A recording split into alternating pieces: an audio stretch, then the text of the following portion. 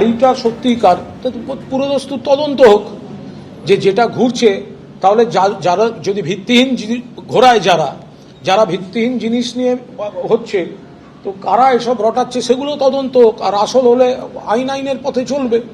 একটা লিস্ট ঘুরছে, সেখানে আমার দল খুব স্পষ্টভাবে বলে দিচ্ছে যে জিনিসটা we have come across media coverage and posts related to a KMC notice that was leaked unofficially by the BJP, highlighting multiple properties allegedly linked to AITC General Secretaries and Honorable MP Sri Abhishek Banerjee, while also attempting to associate other leaders with the matter. ফলে এটা আমার পার্টির অবস্থান, আমি পার্টির অবস্থানটা জানালাম। বাড়ি কার নোটিশ গেছে কিনা এটা আমার পক্ষে বলা সম্ভব না। এই বাড়ি, এই বিষয়টা, বাড়ি, নোটিশ ইত্যাদি যার নাম জড়িয়েছে, he is the best person to answer.